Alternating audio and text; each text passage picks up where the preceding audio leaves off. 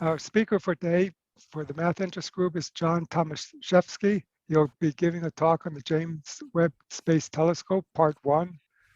There was originally another talk scheduled on this telescope, but there's so much material, we're going to have two. And so next month we'll have this the second part given by John Macheda. So I'm happy to say that John stepped up to give this Part 1 talk. The more I look into the James Webb Space Telescope, the more I realize what an impressive set of design and engineering goals it had, building up on the design of previous telescopes to produce and deploy this amazing instrument. Currently, the telescope has been deployed to its position in space, its structure flawlessly unfurled to its final configuration, the elementary and detailed focusing steps achieved with remarkable results, and the cryogenic cooler is now operational at its design temperature of 6 degrees Kelvin. The telescope now is on the cusp of collecting data that can peer further back into time, into the early universe of the history after the Big Bang. John has given a number of talks for the old guard before, Ancient Man, Cutting the Cable Cord, and a discussion of Plastic Wars, which was based on the PBS Frontline documentary. So please welcome John in giving his premiere talk for MIG on the James Webb Space Telescope. So I had a couple weeks to prepare for this, so it should be interesting. This first picture you see in the background is actually the distance that they'll be able to go. And so it goes through the planets and then goes back until almost the beginning of time, which we'll get into in the thing. Okay. So for 20 years, NASA, together with the Canadian and European Space Agency, has been working towards a giant telescope that will replace the Hubble Space Telescope. That telescope is called the James Webb Space Telescope, which I'll refer to as JWST. And on November 2nd, the NASA administrator, Charles Bolden, announced that the construction of the telescope is complete. Now, it's got supposedly a 10-year life cycle.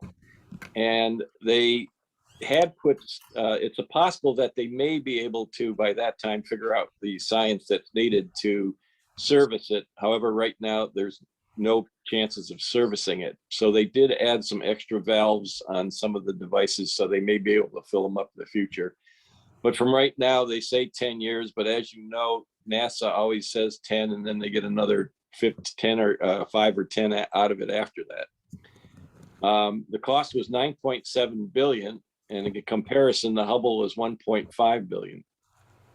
It weighs almost double, half of what the Hubble weighed, mostly probably because of the mirror, at 13,500 pounds, where the Hubble was 24,490 pounds. The distance it'll be at is 930,000 miles, where the Hubble is only 340 miles.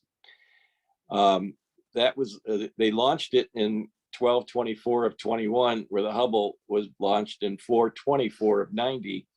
That was 32 years ago, and it's still going strong. In May of this year, they think it'll start producing the observations and get us in.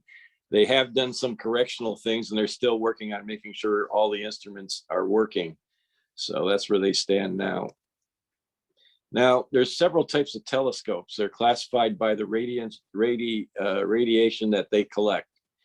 And the X-ray telescopes use shorter wavelengths than ultraviolet, which you'll see on the chart on the bottom. I'll blow it up after I'm done.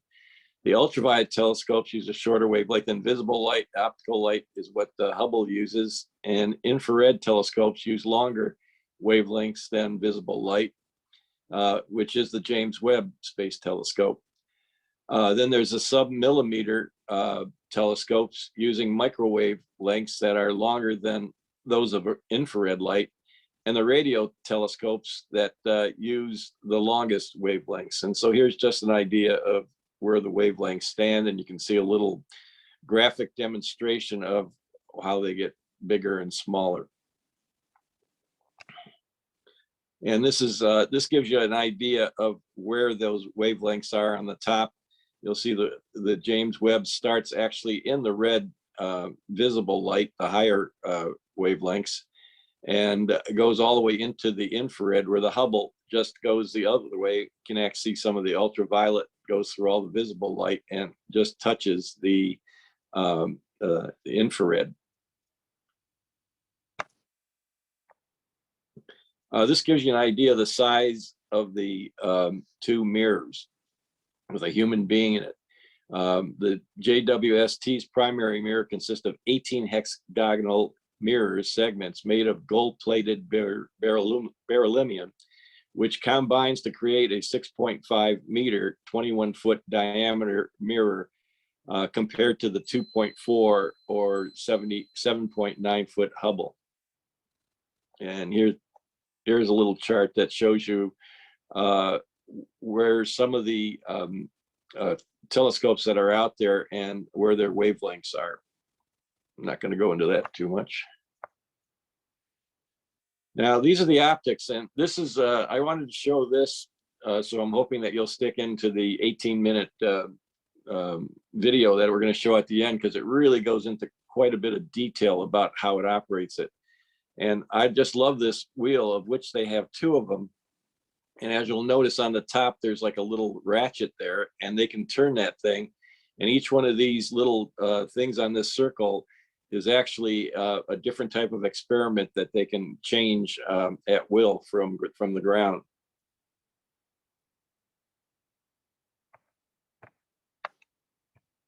Come on. Okay. One of the things that is going to happen is it's going to do spectroscopy. Sorry. And why isn't it? There we go. So for those of you that aren't familiar with it, what happens is you get visible light. It goes in through the instrument and it breaks it down kind of like a prism. And it shows you the different wavelengths. And so the carbon has one, nitrogen has one, oxygen. Every element has its own wavelengths in the spectrum. And what's neat about this one is usually if you take a ray of light and you bend it up, it's one. But this one, the near spec has 250,000 shutters in it. And so each one of these little lights that you see can be from a different star. And they can also concentrate them and do a lot of different things. But what I'm getting at is they can do hundreds of spectral analysis when they're looking up at the sky. And one of the ways they can do this is with the these little micro shutters. Oh, there we go. I got rid of you.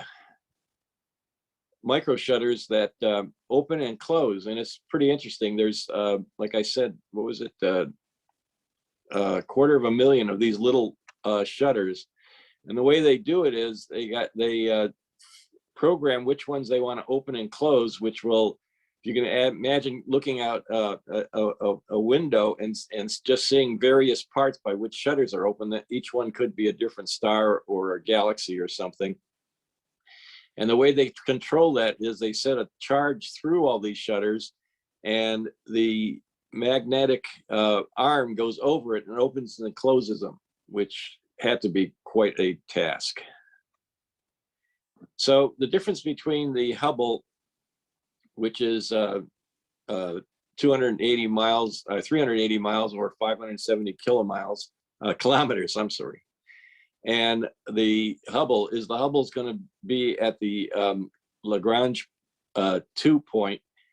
And the reason they want to do that, which I think John McCulloch is going to explain in a lot more detail, is that by putting it there, the Hubble always has the shield facing the sun and the earth at the same time. Now, one of these things when you're doing the infrared is it has to be super cooled, because if there's any heat, it will automatically not work with an infrared telescope. So, and with being in that Lagrange point, rather than any of the other Lagrange points, it can always stay with its back to the earth and the sun, and the moon for that matter. Now, there's different Lagrange points on the left, and there's a lot of them at L1, but there's a few at L2. And like I said, the next talk is going to go into that in quite a bit of detail. So what they try to do is to cool this thing down, and I'm going to show you a couple of pictures of that, and it's going to be explained a lot more in the video at the end. But they, so the hot side has to be 108, will be 185 degrees Fahrenheit, and the cold side has to be a negative 388 degrees Fahrenheit. So the shield will block it, and it'll actually keep it cool, and we'll show you how they do that with the shield. And the way they do that is they have these shield which come out. Each one, the sun shield is composed of 5 layers of Kapton, which is a very light and very durable kind of plastic. It's a NASA grade reflective foil that is also used on the outside of space suits. When the shield is deployed and stretched taut, each layer is separated by a few inches of space to help the cooling, and the temperature will reach about 185 degrees on the sunny side and 388 degrees on the shady side Fahrenheit. But that's not going to be make it cool enough. They have to get it down to 7 degrees Kelvin, which is pretty close to absolute zero, probably as close as you can get. And considering this thing is in space, that's quite the achievement. So the passive side, which is the picture on top, it will get it down quite a bit. But then they have what's called a pulse tube chiral cooler. And what's nice about this is a lot of the other satellites use actually refrigerant. And so the satellite can only last as long as the refrigerant stays cool. And no matter what they do, the refrigerant seems to seep out of the instruments, so they have a limited life. Because this uses a pulse tube, and what happens is there's a tube, and by the way it moves back and forth by compressing and going, it transfers the heat and gets rid of it by dissipating it. And this is a kind of a diagram, which I'm not going to go into a lot, but you can see that there's quite a bit of physics that goes into building this thing. And right in the middle is that cooler tower, which does the cooling. Okay, so what's they want to accomplish with it? I think the biggest one is that they want to image and determine the makeup of exoplanets and their atmosphere. If they can determine what's in the atmosphere, they can pretty much guess whether there's life on the possibility of life on a planet. And they feel that they'll be able to do this. And again, a lot of this goes in a lot more detail that you'll see at the end. They want to determine the makeup of the universe 200,000 million years after the Big Bang. And they also feel that they'll be able to find small rocky planets and test for the possibility of water and the potential of life. And because infrared is not stopped by dust, it will reveal new structures that the Hubble couldn't. Dust and gas, when you're using visible light, is absorbed by, of course, dust and gas. So that blocks out certain structures within, like this one is the pillars of creation. And so they feel they'll be able to go more into it. And they will be able to enhance the current astrological entities, which means almost everything that's out there that has gas and dust in it, they'll be able to get a better picture of.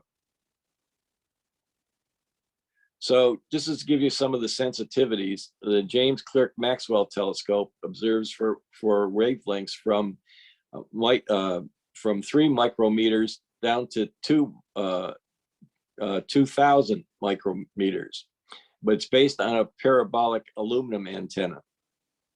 The Spitzer Space Telescopes observes anywhere from 3 micrometers to 180 micrometers, and that uses a mirror of reflected optics. The Hubble Space Telescopes with the wide field camera 3 can observe frequency ranges from about 0.2 micrometers to 1.7 micrometers, and the JWST will observe in the lower frequency ranges from 0.6 to 28.3 micrometers. Now, I had to include a math equation, otherwise he wouldn't let me talk. So it's Z equals lambda observed minus lambda at rest, and that whole part of the equation divided by lambda at rest. And that line would have if its source was not in motion. So the JWST can detect objects up to 100 times fainter than Hubble, and objects much early in the history of the universe, back to a redshift of Z approximately the 20 or about 180 million years cosmic time after the Big Bang. So, which I'll be explaining a little later. They want to go back further in time to see what was happening in the universe right after the Big Bang.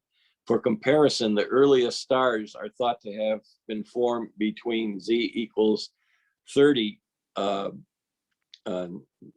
and Z is about equal to 20, or 100 to 180 million years of cosmic time.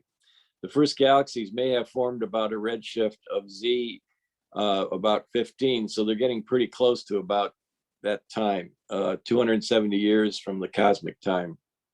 And the Hubble is unable to see further back than the very early reionization of about Z is 11.1 galaxies, or 400 million years back in time.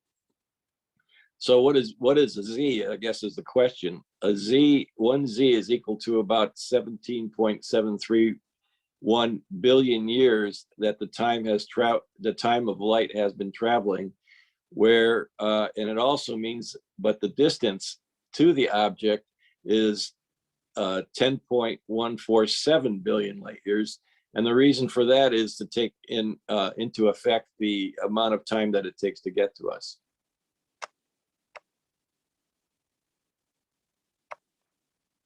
So this is kind of a representation of going back in time from the right, which would be today, going back to the very Big Bang at the beginning. And so we go through the various ages with galaxy formations, the first stars, the dark ages, recombination, particles form, cosmic inflation, and on the bottom it tells you about some of the years, but a little better picture of that is the next one.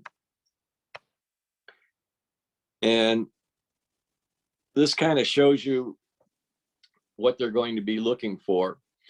The yellow is the Hubble, and that only goes back to this 48,000 years, as opposed to the James Webb, which will go back closer to the beginning of time, within 200,000 million years, or 200,000 years rather. And in that section, if you look next to it, the plasma of the hydrogen and helium nuclei plus electrons are forming. Fusion ceases, normal matter, and 75% hydrogen, 25% helium by mass. And that's going to show if you look at the one above that, the atoms form protons to fly freely and become microwave backgrounds.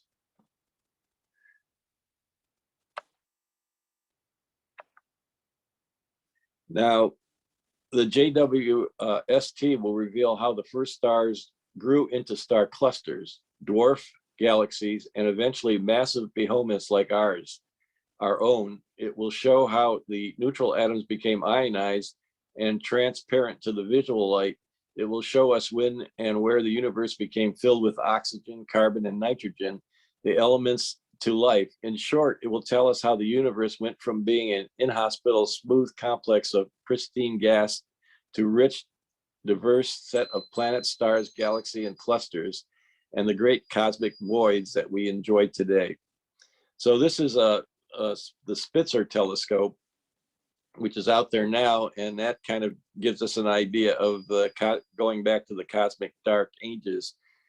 And the picture you see on the left here shows the cosmic microwave background, which I'm sure those of you who were at AT&T know that was discovered by accident when they built a telescope, and they kept getting this interference, and they couldn't get rid of the interference to the point where they actually scrubbed out the bird droppings in the telescope. And then they decided that the reason that they could see this was because this microwave background is everywhere. And that's when they realized it. So this is one Walter wanted me to include, and this just shows you all of the journeys that satellites have taken around the various planets. And the thing that I found surprising is that there are actually, we have launched 93 space telescopes, of which quite a few of them are still being active. So from here, we'll go to see the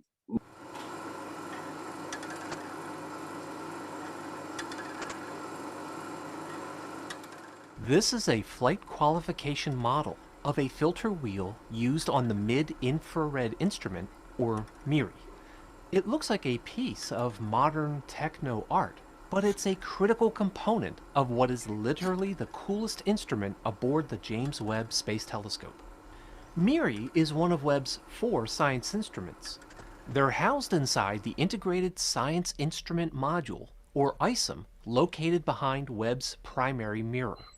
Although they weren't designed to be swapped out and replaced like on Hubble, Webb's instruments partially duplicate some of each other's capabilities, and in some cases have fully redundant copies of their own hardware on board. The instruments view a portion of Webb's science field of view. This is the part of Webb's total field of view that's optimized for maximum image quality and avoids as much of the stray light as possible. And we talked about how Webb deals with stray light in a previous video, but what's important to keep in mind is that all 18 of Webb's mirror segments are contributing to the science field. It's not like any of Webb's mirrors are going unused or anything. Still, if the instruments are already restricted to a portion of Webb's total field of view, well, why then should we restrict them further by having them share this field? Why not let each instrument take turns viewing the science field? Well, some telescopes do just that. The Very Large Telescope uses a rotating diagonal mirror to send the field into just the instrument needed for the observation. But rotating mirrors introduce additional complexity and risk, so there's really no reason to take such an approach with Webb unless the science requirements demand it, which they don't. But this approach allows Webb to operate multiple instruments at once. It's called parallel observing, which was pioneered with the Hubble Space Telescope in the 1990s, and it's a great way of maximizing science. All of Webb's instruments must be very cold in order to detect faint infrared signals coming from across the universe. The near-infrared instruments alone will need to reach about 30 Kelvin before they can be used. They will need a few months to reach those temperatures for a couple of reasons. For one, it takes that long to cool because the colder something gets, the longer it takes to radiate away its remaining heat. But another reason is that the instruments themselves were kept warm with heaters for about a month after the sunshield was deployed. Now, if you're like me, you're of the strong conviction that heaters are the wrong device to use when cooling something down. However, the ISIM is made up of carbon fiber, which likely has water vapor trapped within its structures. Once exposed to the vacuum of space, the water vapor starts to outgas. If outgassing water vapor condenses on the instrument's mirrors and electronics, it will quickly freeze into place and probably render the instruments useless, and that's bad. So those heaters kept the instruments just warm enough to prevent contamination as the rest of the ISIM structure cooled. When the ISIM's temperature fell below 140 Kelvin, any remaining moisture was either completely trapped inside the structure or had already frozen solid onto non-critical surfaces. So even though the sunshield was deployed over a month ago, the instruments are only now finally being allowed to cool down to their operating temperatures. So while we're waiting, let's take a closer look at these instruments and what they'll show us. First up is the Near Infrared Camera, or NIRCam. This is Webb's workhorse imager that's now being used for the initial mirror alignment process. NIRCam consists of 2 fully redundant modules that can be used simultaneously. Each module uses a beam splitter to send the light into a pair of short and long wavelength channels. So NIRCam is really 2 cameras side by side in 2 completely redundant modules, and each module has 2 channels for short and long wavelengths. Because it images at shorter wavelengths, NIRCam will produce Webb's highest resolution images, all of which are grayscale. You see, rather than taking fixed color images, astronomical cameras take multiple images of the same target through different filters. These images can be combined later to produce a color image. And this approach allows the camera to devote 100% of its sensitivity to just one color at a time, rather than dividing it up among multiple colors simultaneously. To that end, NIRCam uses a pair of pupil and filter wheels in each module. But these wheels allow NIRCam to do more than just take pictures. For example, in the wide field spectroscopy mode, light is passed through a prism to create a spectrum of every source in the field. NIRCam can also operate in time series modes as well. And this is where it takes a series of short exposures to precisely measure tiny variations in a source's brightness or even variations in its spectrum. So, one early use of time series imaging will be to monitor the exoplanet HAT-P18b as it passes behind its host star. As it does so, starlight reflecting off the planet is gradually cut off. The shape of the resulting light curve gives an insight into the density and thermal structure of the planet's atmospheres. Both of NIRCam's modules include an array of coronagraphic masks. These are tiny disks or bars that can block out the light from a bright object to reveal fainter objects next to them. One of its early uses will be to block out the star Beta Pictoris to study its surrounding protoplanetary disk. But if NIRCam is Webb's workhorse camera, NIRSpec is Webb's workhorse spectrograph. Spectrographs work by passing light through a prism or reflecting it off of a diffraction grating. In fact, most spectrographs use a combination element called a grism for this very purpose. But NIRSpec carries a fundamental technology that takes spectroscopy to a whole new level. Let me show you how this works. A pickoff mirror sends the light from the telescope's optics into the instrument. The beam is directed to a curved mirror that prepares the image. It's then sent through the filter wheel and then refocused before entering the spectrograph. Now here's the amazing part. As it's entering the spectrograph, the image reaches an array of tiny windows called microshutters. Each shutter is only 100 by 200 microns. That's about the thickness of only a few human hairs. Prior to an observation, pre-selected shutters are given a small electric charge. A magnetic arm sweeps past, and the charged shutters swing open. Open shutters allow light from a particular part of the field to pass through, while the closed shutters block everything else. Now, the fact that these tiny shutters can operate at cryogenic temperatures without fatiguing is mind-boggling. They're made of silicon nitride, which was chosen because of its high strength and its resistance to fatigue. And this allows the shutters to be opened and closed again without the risk of breaking off or getting stuck. There's about 250,000 microshutters, so tiny portions of each field can be precisely targeted while blocking everything else. And this allows NIRSpec to take the spectra of up to 100 targets simultaneously without risking contamination from the background or other objects in the field. Another of Webb's spectrographs is the Near Infrared Imager and Slitless Spectrograph, or NIRISS. It's actually bundled with the fine guidance sensors. FGS, as they're called, is a pair of cameras that Webb uses to lock onto guide stars so the telescope can track its science target. That means the FGSs are not available for science, at least for the time being. But the NIRISS side is very much a science instrument. Now earlier we talked about how NIRCam is the main camera with some spectroscopic capability. Well, NIRISS is a high-performance spectrograph with some imaging capability. NIRISS covers the same wavelength range as NIRCam and NIRSpec, but its spectroscopy modes were designed for two very specific purposes. In its wide field spectroscopy mode, NIRISS is optimized for studying several high redshift galaxies at once. And this allows NIRISS to study starbirth in the very first galaxies to form in the universe. In single object mode, NIRISS captures the spectra of exoplanets as they transit in front of their host stars. As the planet transits, its atmosphere absorbs certain wavelengths of light while allowing other wavelengths to pass through. By comparing the star's spectrum before and during the transit, the composition of the planet's atmosphere is revealed. NIRISS also has an aperture masking interferometry mode, or AMI. This mode uses a mask that only allows light from just 7 of Webb's mirror segments through. And this causes the light waves to interfere with each other and reveal details that would otherwise be too faint to detect. For example, here are simulated NIRISS images of 2 stars. On the left is what is almost likely a binary star system, and on the right is a single reference star. The binary system is too close together to be resolved. They're separated by just 207 thousandths of an arcsecond.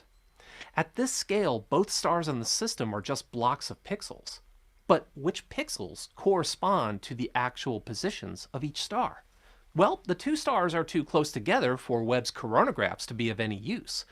But when NIRISS operates in AMI mode, the exact position of the companion star is revealed. And finally, NIRISS's imaging mode allows high-resolution, multi-wavelength imaging over its entire field of view. That's with an imaging resolution of just 0.065 arcsecond per pixel. And it can operate as a second, or technically a third camera in parallel with NIRCam. Not bad for a spectrograph. NIRCam, NIRSpec, and NIRISS are all near-infrared instruments, so they're sensitive from around 0.6 to about 5 microns. But the mid-infrared instrument, or MIRI, picks up where the others leave off and continues all the way out to 28.5 microns. But looking deeper into the infrared means that MIRI has to be even colder than its near-infrared siblings. So that's why MIRI uses a cryocooler to bring its temperature all the way down to less than 7 degrees above absolute zero. Previous spacecraft like Spitzer and Herschel used liquid helium cryostats to bring their instruments down to similar temperatures. As the liquid helium boils off, it carries away heat. But once all the liquid helium is gone, the instruments warm up. MIRI avoids this problem with a first-of-its-kind, 4-staged, closed-cycle cooling system. In other words, a killer refrigerator. I'd love to nerd out on just the cryocooler alone, but I know this video is getting a bit long. But the point is that MIRI's lifespan is not limited by any expendable cryogen, so it should continue to operate for the duration of the mission. Because MIRI is Webb's only mid-infrared instrument, it basically does a little bit of everything else that the other instruments can do. To that end, MIRI is physically set up so that one half of the instrument handles the imaging and the other half handles the spectroscopy. MIRI's imaging field of view takes up the largest section of its focal plane. It gets a resolution of about 0.11 arcseconds per pixel. Now that's about half of NIRCam and NIRISS's resolution. But we have to remember that the longer the wavelength, the lower the resolution gets. Still, with a 6.5 meter primary mirror, MIRI achieves a much sharper resolution than Spitzer ever could. But resolution is only half the story. Just by virtue of seeing deeper into the mid-infrared, MIRI will be able to look through even more dust and gas to reveal the interiors of stellar nurseries. It will be our clearest look yet at watching embryonic stars forming inside their dusty cocoons. It's also going to be a great camera for imaging icy bodies in the Kuiper Belt and understanding how our solar system formed. The optical system of the camera consists of 5 mirrors and a filter wheel. The wheel consists of 18 elements, 9 of which are filters for wideband imaging. But the wheel also has 4 coronagraphic imaging filters as well. And these are special filters that combine with MIRI's coronagraph masks to block out a star and let MIRI directly image the surrounding planets. There's actually 2 kinds of coronagraphy that MIRI supports. There's the traditional mode called a Lyot coronagraph, which places a small circular mask that's suspended by a bar and blocks out the star. And this approach works well for investigating diffuse objects near bright sources. So, for example, the outer regions of a protoplanetary disk, the ejected dust cloud around old dying stars, or the central regions of active galactic nuclei. But the mask always imposes a limit on just how close you can get to the star. And that's why MIRI allows for a new kind of coronagraphy called 4-quadrant phase masking, or 4QPM. It's a special mask that splits the field into 4 quadrants. Light waves passing through 2 of the quadrants are shifted 180 degrees out of phase with the waves passing through the other 2. The 2 sets of waves destructively interfere and cancel each other out. This lets MIRI study exoplanets that are up to 3 times closer to their host stars than it could with the old school Lyot coronagraph. And there's actually 3 different 4PQM masks, each of which are optimized for a different wavelength of infrared light. But all of that is just half of what MIRI can do. The top half, to be precise. The bottom half of the instrument houses MIRI's medium resolution spectrograph. Initially, light enters through the top half of the instrument where the imaging hardware is located. After passing through the initial formatting mirrors, the beam is sent to the bottom where the spectrograph is located. After light enters the spectrograph, it is split out into 4 channels, each of which are sensitive to different parts of the spectrum. The image is sliced into segments, which are then fed into a maze of relay mirrors and grisms that disperse the image into a final spectrum. The result is that MIRI will see through the surrounding dust belched out by evolved supergiant stars and take the spectrum of the water forming in their convulsing atmospheres. Or perhaps understand how the ejecta from supernovae interact with the interstellar medium to produce new stars. Or even investigate the cryovolcanoes of Neptune's moon Triton and understand how they contribute to its atmosphere. If a picture is worth 1,000 words, spectra are worth 1,000 pictures. And Webb is going to give us so many of both. Now, I know I've said this before, but the skills required to just design and build these instruments is nothing short of mind-blowing.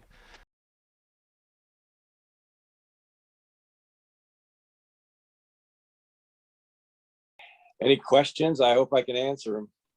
Okay, please raise your hands and you should be able to unmute yourself when called upon, Or comments. or comments, whatever. All right. Uh, the first person is Al Aho. John, that was mind-blowing. I recently watched a movie, Journey to the Edge of the Universe, on YouTube, and it is narrated by Baldwin, amongst other interesting things about it, but it talks about some of the interesting artifacts in the universe that we are, or that exist as we go from the present time to a few moments after the Big Bang. And it sounds to me, or looks to a lot like the James Webb Telescope will give us much more detail on some of the very mysterious objects that exist in the universe. I didn't realize what a quasar was, and I certainly don't understand the physics of a black hole. I'm wondering if we should have a follow-up session on understanding the physics and perhaps the mathematics behind some of these mysterious objects that we're going to be able to study in more detail with these telescopes, and that inhabit the universe, or have inhabited the universe from the time of its creation. But it sounds like just the optics of the telescope requires an enormous amount of physics and engineering knowledge to understand how it's put together and how to use it.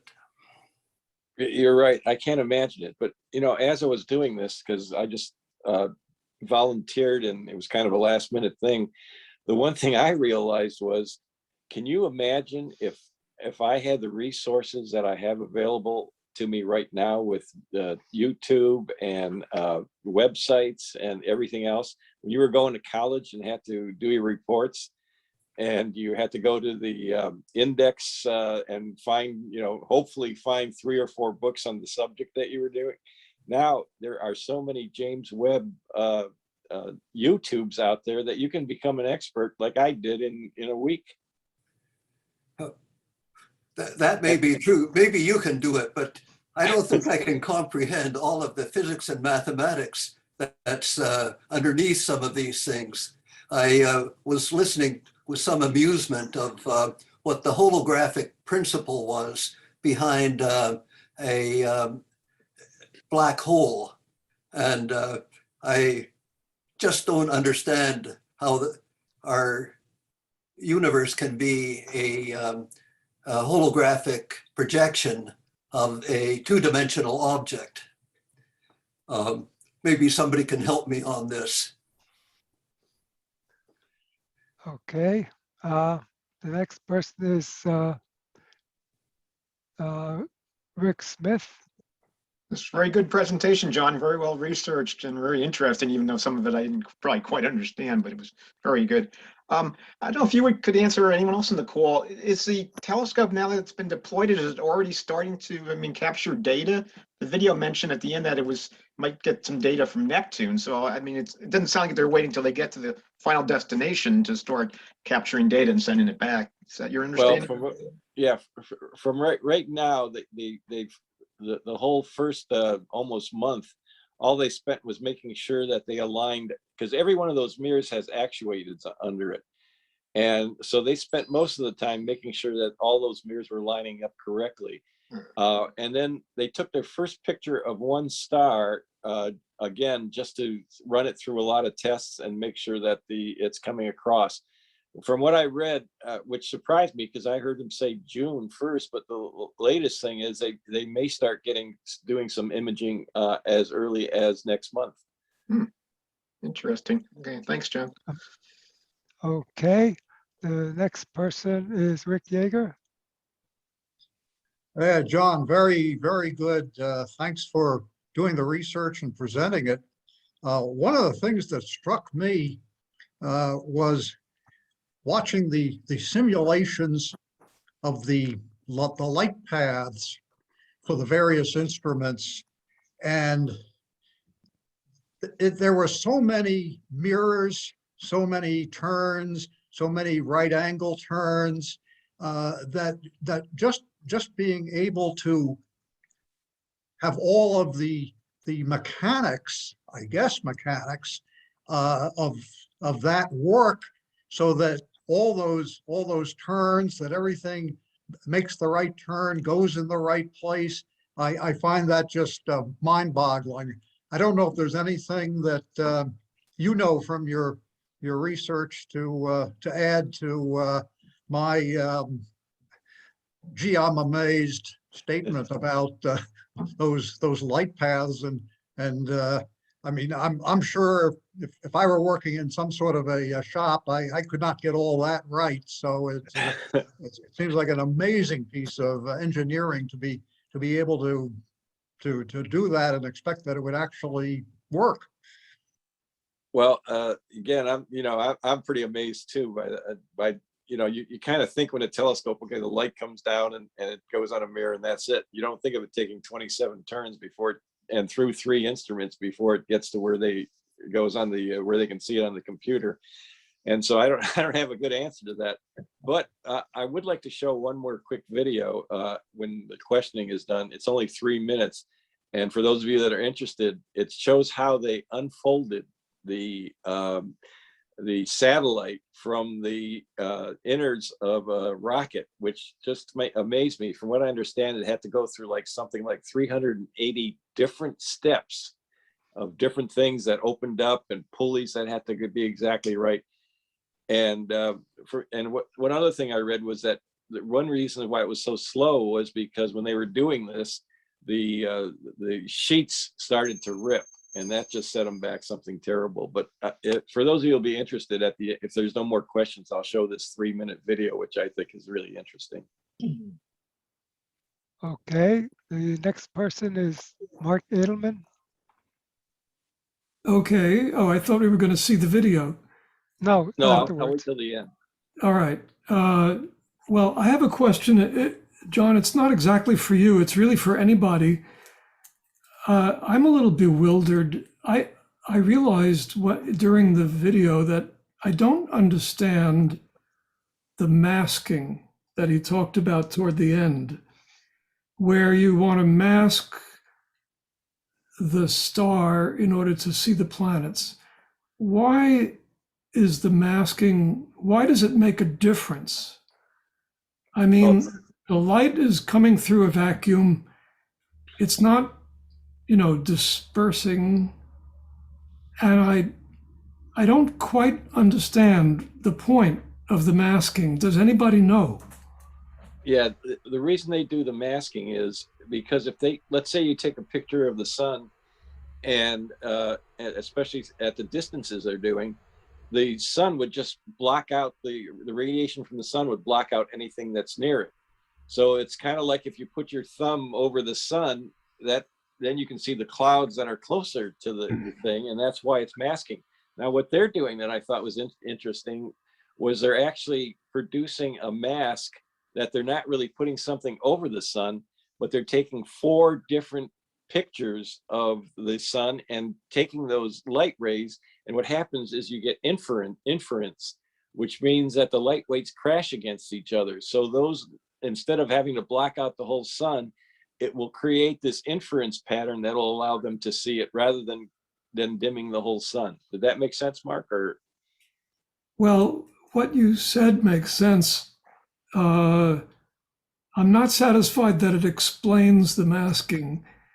I guess it could stay a mystery until I learn more about it, unless there's somebody here who really knows what the masking actually accomplishes. Well, I don't think it's about interference.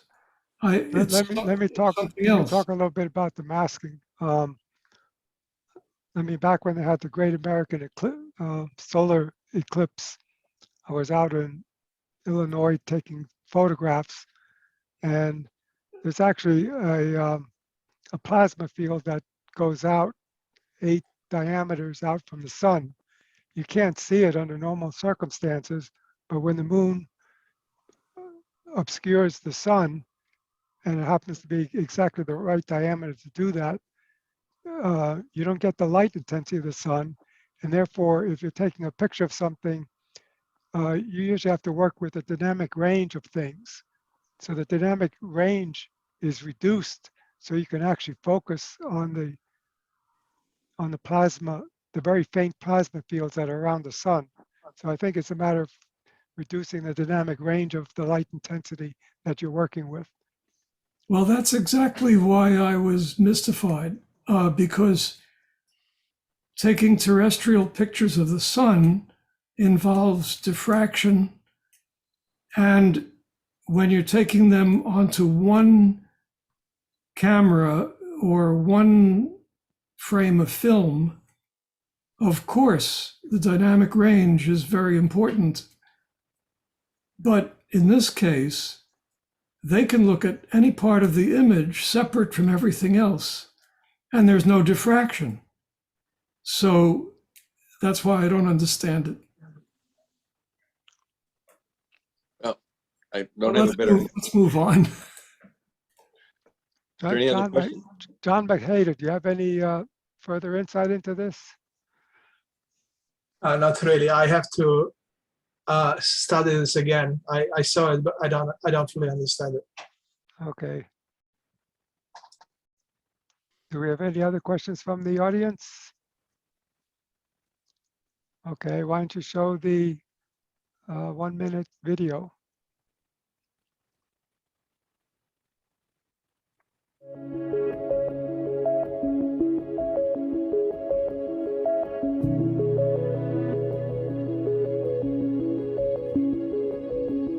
It's 2 hours, 3 days, sun shield deployment.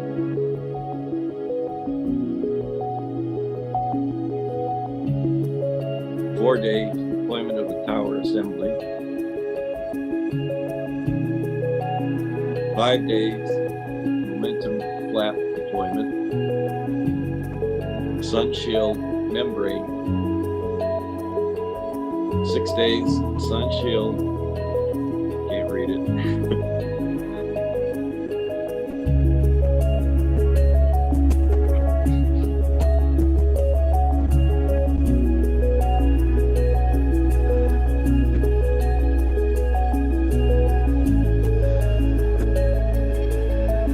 7 days sun shield membrane tensioning. 10 days secondary mirror support. 11 days AMT deployable radiator. 12 days primary mirror wing deployment. 13 days primary wing deployment.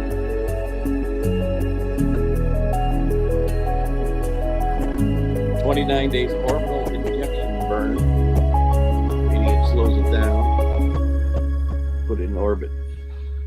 And okay, I just thought that was interesting. Like I said, some 380 different things had to happen. One thing that's interesting about, having to design the Webb telescope is, the Hubble could be a solid mirror, which is much smaller and far heavier than the James Webb telescope. And they had to think about how to construct that so that it could fit into the fairing of a nose capsule and get a much bigger mirror. And the total telescope weighs far less than even the primary mirror of the Hubble. So that was a huge engineering challenge. And those, each of the 18 reflectors there are, very thin beryllium, which is, I think, atomic number 3. And it's very light and very strong. And, they put a gold covering over it because gold reflects infrared the best. So that's why they used it. So it's really quite a marvel of engineering. So I see we have somebody raised their hand. Al Hamilton, would you please unmute yourself? Thanks for the presentation. Great. I'm a little overwhelmed by all of this math stuff that this guy was spouting, but that's the deal when you tune into math presentations. Anyway, my question is, tell me about this L1 point, this 1,000,000 miles out there, and as I understand it, and then the problems of servicing it. And then you also mentioned that they installed some valves on this telescope where a vessel can go out there and refuel it or top it up with something. Yes, and that is very, shall we say, up in the air. Right now, they know they cannot do it, and they don't have the science to do it, but they're hoping. And that's why they put some of these valves on there, that some kind of robotic thing can be sent up there and maybe juice it for to give it a few more years of life. What are the things that it uses? Expenders. Well, it has 2 different kinds of gases that it needs to, because it has to make corrections while it's out there. Okay. And these gases burn together and to make these fine adjustments. Because a refrigerator actually doesn't need any gas, which I thought was interesting. And that's one of the things that they had to accomplish in order to keep this thing for the 10 years that they think it'll be able to do it, because the refrigerator is very hard to keep when you're using it. It dissipates. And the L, it's actually at the L2 point, and the L1 point is between the Earth and the sun, and that's where a lot of satellites are. However, I found out just the other day that there are a few satellites at L2, and I think that's what John's going to talk about, right, John? Yes, I'll describe the JWST's trajectory and the Lagrange points and why L2 was chosen. That'll be next time. Well, the geography of where the telescope is because of the proximity of the planets and its ability to do what it's intended to do, right? Actually, because of the requirements of the cold temperature, you want to keep it away from any source of heat. And planets are source of heat. So is, of course, the sun. So you want to leave it in a place where there is, as little infrared radiation or heat as possible.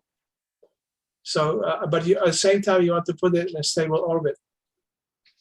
Well, doesn't it also have to do with gravity, John? Yes.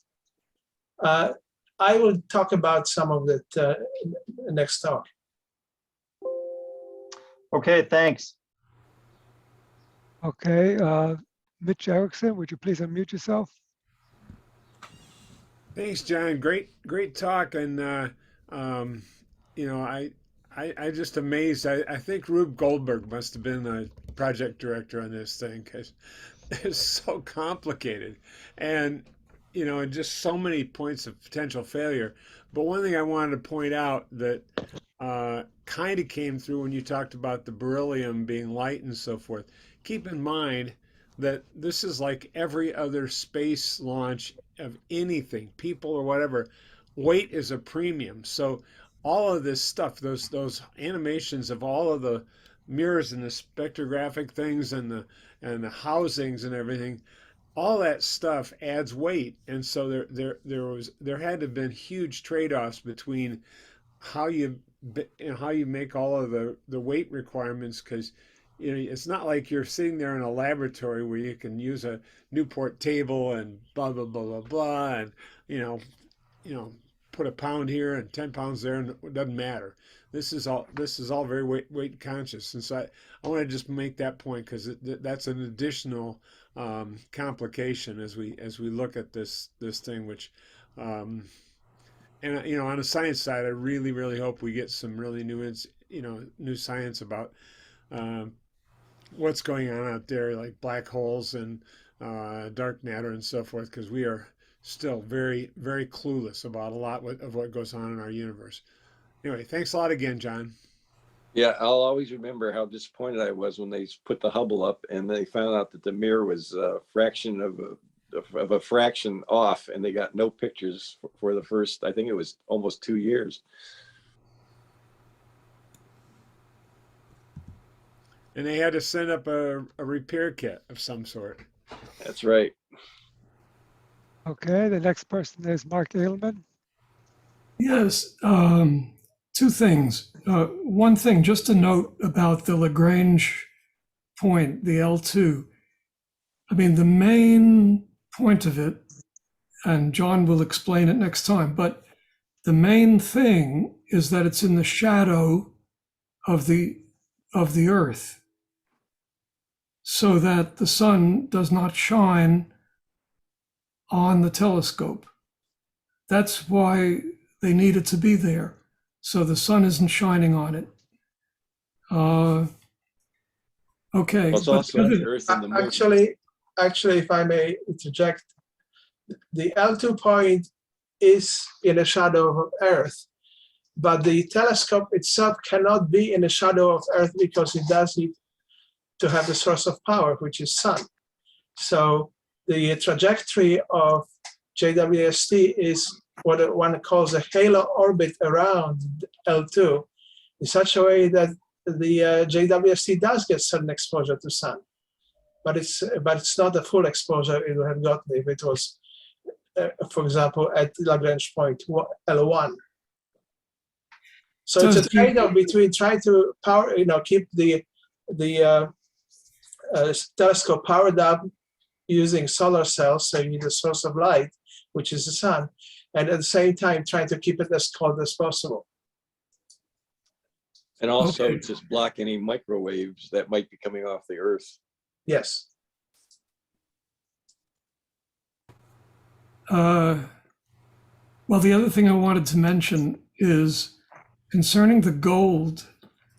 I read in the newspaper a few months ago that NASA had a hard time finding a contractor to do the gold plating. It seemed like nobody knew how to do it just right. And then they found this company, I think in Brooklyn, that just does gold plating. That's what they do. And it turned out that that company was like the only company that could do it correctly for this purpose. And so that they're the ones who ended up doing it. It's just an interesting, factoid. So that's all. Thanks. Okay. Does anybody else have any questions? Yeah, I've got one. John, do you know if there's any possibility of adjusting the mirrors in the spectrometers if they got out of alignment? Yes, the mirrors, I'm not sure about the other instruments, but every mirror has, I think it's 4 legs that they can move them, micro movements. And that's what they were doing the first month, was moving these things with these what they call actuators, so that they could make it go up, up and down at certain times. So that's they can, and they can do it during the flight. So if one of them goes off, if they have a problem, they can actuate the thing and test it again. And there's a really good another YouTube on that, how they move those mirrors. Yeah, no, that I know. It's just, I was thinking about, when you're using the spectrometer, it's, if you think about what happened with the Hubble, if somehow, because of the temperature, that one of those mirrors in the spectrometer got out of alignment, you're dead in the water. So that's why I was curious if there were any facility for making adjustments with those mirrors also. Well, the one thing I don't know if this is a part of what you're asking, but those wheels that they have going around, I believe that there's more than one. Some of them are backed up that they may have a problem with. So that's about the closest I can come to an answer to that. But you're right. If a micrometeor goes through that thing, it could be disastrous. Yeah, one other interesting point that you brought up, but when they deployed, it was those 380 steps. Every one of them was a single point of failure. So if any one of them didn't work, the damn instrument was dead. Yeah, like I said at the beginning, when they were testing it indoors, they tried one of those things to stretch it out, and it ripped the sheet. And so they had to start from scratch again. Yeah. Neat, thank you. Okay. Any other questions? All right, so I thank John for giving us a very nice talk on this very interesting new project that NASA has deployed. And I did throw in an equation, Walter. I didn't ask for it, but there it is. And next time in May, we'll have part 2 where John Maheda will go into detail on the Lagrangian points and some of the other engineering aspects of it. So I thank you for the talk, and we'll conclude the Math Interest Group meeting.